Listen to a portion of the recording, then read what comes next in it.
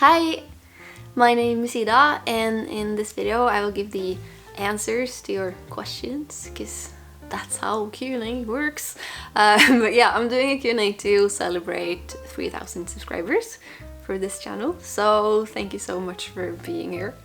And also thank you for these questions. I really like doing Q&As. I don't know, I think it's interesting to see what you're curious about. And also when you ask things, I get to think about things that maybe I wouldn't have thought about otherwise. So yeah, I think it's cool. If you're new to this channel and you just looked for the most recent Q&A to find out who I was, I know I do that when I find new channels. Hi, I'm Ida. I am 30 years old and I live in Oslo. I work as a teacher in junior high, and I'm a singer-songwriter, and I just got my first book published. Here it is! Ta-da! And then yeah, I've been on YouTube for a while, 3 years, 3.5, something like that. I don't remember, but yeah, I like being here, and I hope you enjoyed this channel. Yeah. Okay, so that was the intro thing, and now we're going to do the questions. I kind of separated them into creativity things and live things with a little segue in between, so that's what we're doing. And I also kind of bulked similar questions together to make it more smooth. Okay, first question: favorite thing about making music? And I also got asked about favorite aspects of each of your creative outlets, so music, writing, illustration, videos, stuff like that. In all the cases, I guess my favorite thing is to make something that wasn't there before. Something that wouldn't have like existed if I didn't make it. That's my main favorite thing, and that's what I loved about writing songs when I first started writing songs, that I could kind of make a song exist that wouldn't have existed if it wasn't for me. I thought that was really neat. And it's the same thing about like writing and stuff as well, that I can kind of develop characters that wouldn't have existed if it wasn't for me. So yeah, I think that's, I guess, my favorite overall thing. When it comes to music and especially lyrics, my favorite thing is the feeling where the rhymes kind of just click into place. That's really specific, but yeah, when you're writing a line and it all kind of just adds up. I guess it's the same thing for writing in general, when something just clicks into place. As for videos, I really like just making these kind of artsy visual videos, although I don't have that much time to do it right now. But when I get to make these like really nitty-gritty visual things that can go with my music. Favorite places to write? I write pretty much anywhere because I write on Google Docs. So a lot of times I just write on my phone on the subway because I commute to work, so that's just something that happens kind of naturally. But I try to have a designated office space under the bed because I have a loft bed. So I try to make that an inspiring writing place. I don't particularly like going to cafes and stuff to write, so I'm mostly just in my apartment or somewhere where it's practical. Not really interesting answer, but yeah, there it is. Favorite instrument to write songs on? That kind of depends on the song and the mood, and also maybe goes in like waves of what I will pick up most easily. It used to be the piano, then it used to be the guitar, and then it used to be the ukulele. Now I kind of think it's the guitar again, just because I got my guitar fixed and now it's nice to play on. So yeah, it depends. How do you go about determining track order for your albums? I try to think about the like story flow, so I guess I care more about the lyrics and how they develop through the collection of songs, but of course it has to sound good as well. So when I have an idea for how the lyrics should be placed after each other, I will listen to it and see if it fits, basically, and just like go for a walk for the entirety of the collection of songs and see if it feels right. So yeah, not much of a hocus pocus thing. If you were to tour with any band or artist, who would it be and why? Very interesting question. Although I'm not that interested in going on tour, which I guess is why I never try to like be a musician, because I don't want to. I don't want to go on tour. I don't want to depend on doing tours to make a living, basically. I like my daily routine being routinely. If I were to go on tour with someone, the way I would see it, I would be like the opening act, and then I would have like one song that was a duet. So I would like come back and sing that part in the song. And realistically, no, I'm not going to go realistically, that's no fun. The 1975, obviously. Oh, and why? Because it's the 1975. No, I think I would, if I were to go on tour, I would want to go on tour with someone that I would like hanging out with. So, someone that I would have interesting conversations with, you know. And also someone whose fans would like my music. That would be a good way to reach more people. So yeah, that's why. Have you ever done Inktober or something similar? Would you consider it? I haven't done Inktober. I tried to do NaNoWriMo once, but I didn't like it. I don't think these like prompt-based challenges work that well for me, because I get really stubborn and I don't like people telling me what to do, so I get kind of resentful, and that's not a very good starting point when you're supposed to be creative. I just like, I don't want to do it because someone is telling me to, but maybe it would be interesting just to kind of challenge myself to get over my resentful teenage shtick. I don't know, but at that time I tried to do NaNoWriMo. It didn't work out because you're supposed to just write and not edit, and I kind of wrote myself or wrote the story into a place where I didn't actually want it, and then I was like, heck, I'm just going to edit even though you say I can't, and then I spent the rest of the month just editing the first like 5 pages. But those 5 pages are really good, so yeah, break the rules or not. It's up to you. Oh, okay, whatever. And now for something that a lot of people asked about. How do you organize, motivate yourself? You seem very self-driven. Thank you. What inspires you to keep create? How do you work past a creative block? How do you fight writer's block? Advice, tips on dealing with creative burnout. Yeah, these are hard questions to answer. But yeah, it's very individual how you kind of treat motivation and inspiration. So I guess I can just explain how I think about creating, and then maybe it will help.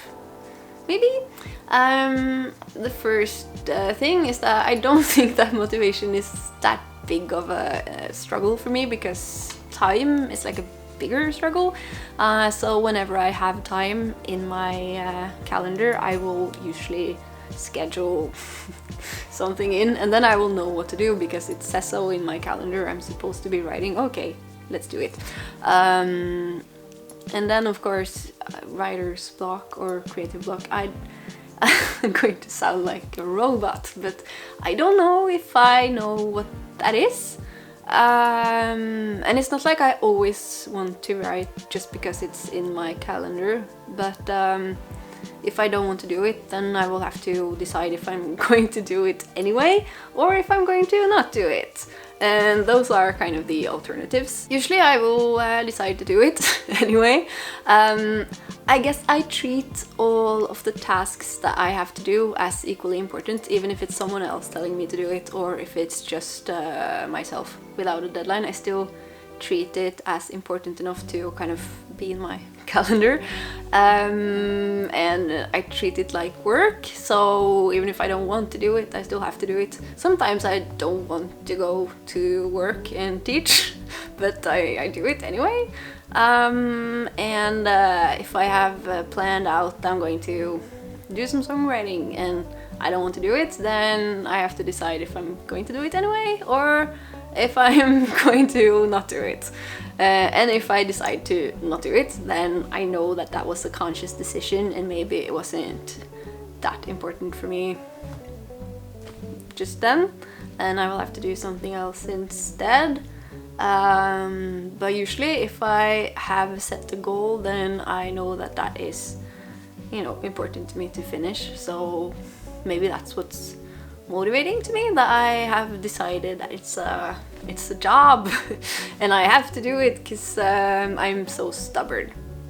Maybe it's the stubbornness that I talked about. The self-drivenness is just like me being stubborn, and maybe like the fact that I don't like having people telling me what to do is just that I don't need people telling me what to do, so I don't really need something external to keep me accountable. It's enough that I have decided that it's important and then I will just do it. Which I don't know if that is very helpful. It's more like a Nike commercial, but yeah.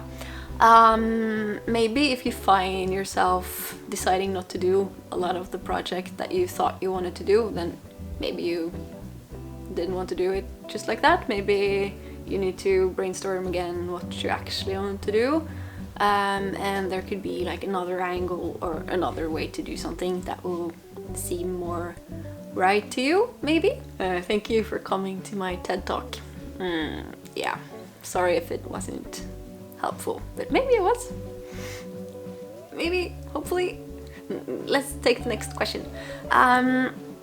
Something on your bucket list. Yeah. I don't have like a list of things I want to do, but I have something else that maybe can help motivate you if you still struggle with my motivational talk. I imagine myself having a Wikipedia page. Actually, I have I have already written my Wikipedia page, so that's like my bucket list. It's my bucket Wikipedia list, where I wrote about myself in third person as if it were an article on Wikipedia, and I wrote like all the things that I had achieved, and that's actually quite motivating to look at. Recently I wrote my own bio on my website. It's in Norwegian, but if you're Norwegian then you can read it. And I wrote about myself in the third person, and I realized that I actually got to write a lot of cool things, so that was also quite motivating. You can try and do like your ultimate Wikipedia page, and then you can do your current but just a little like fancy version of it and see how far you've come, because that's pretty nice. But something that I haven't done from my imaginary Wikipedia page is to have a song featured in like a series on Netflix or something like that. That is up there. I want to do that, and I want to play at the Øya festival, the library stage. That's something that I want to do. And I want to win an award for one of my books, so that I can say that I am an award-winning author, you know. Yeah, so that's 3 things from my bucket list. Favorite ways to celebrate / treat yourself. I don't normally drink a lot of sparkling wine, so that's something that I do when it's like a special occasion. So I will do that sometimes if I have like a milestone or something. Just buy a little bottle of sparkling wine and have a cheers thing. That's nice. If I'm going to like treat myself to a gift or something, if yeah, to celebrate something that I did, then I try to buy something that I can use for my craft. So I will buy like new equipment stuff to celebrate my creative milestones. That's very motivating to me, to know that my effort will upgrade my equipment in a way. Next question is favorite books. Let's see. Just a minute. Battle Royale, the Norwegian translation. Look at this pink thing. This was one of my favorite books when I was like 15. Still really love it. Underdog Runner, 1004 by Ben Lerner. There's just something about the narration style in this that's just like, it's so good, and the way it treats time, very nicely done. Howl's Moving Castle, the book that I wish I had written. Of course I saw the Studio Ghibli film first, but the book is so funny and it's so well written.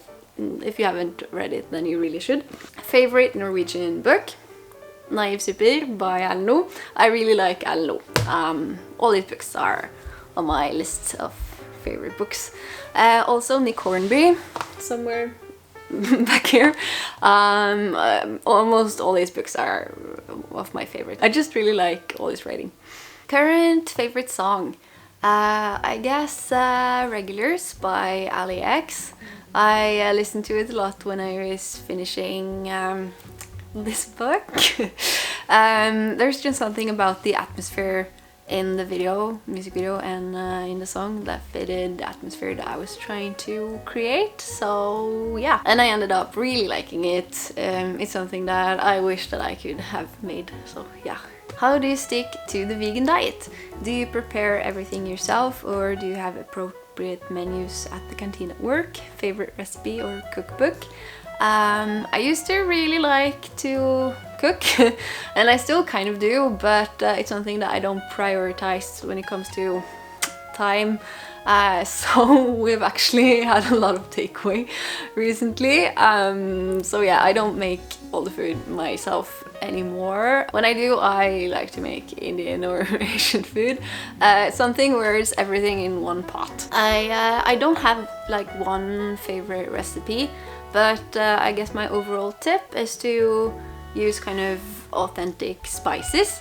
So I never buy like spice mixes. I go to the vegetable store and I get like I don't know, pure authentic spices, if that makes sense. We don't have a canteen at work. I eat toast with peanut butter for lunch every day.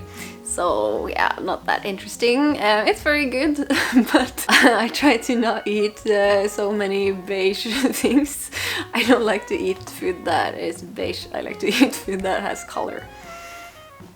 That's why I'm a vegan, I guess. I don't struggle that much with being vegan, because I guess my favorite food already is vegan. So yeah, the last question is what do you want for Christmas? And the answer is I don't know. So if you have any suggestions, leave them in the comments. Because yeah, I really don't know and I need to figure something out. It's a luxury problem, I guess. I don't need anything right now, except for a new coffee machine because it broke. So every morning we have to pretend like we're MacGyver and make coffee in a very complicated manner. So I guess maybe a new Maca master. But yeah, other than that, leave some suggestions in the comments. If you for some reason have watched this whole video and you still aren't subscribed to my channel, then subscribe to my channel. I hope this was somewhat helpful and or entertaining, and that you got to know me just a little bit better. If you want, you can write something about yourself also in the comments so that I can get to know you a little better as well. And yeah, that's it. I hope you'll have a really nice rest of your day, and I will see you very soon. Bye!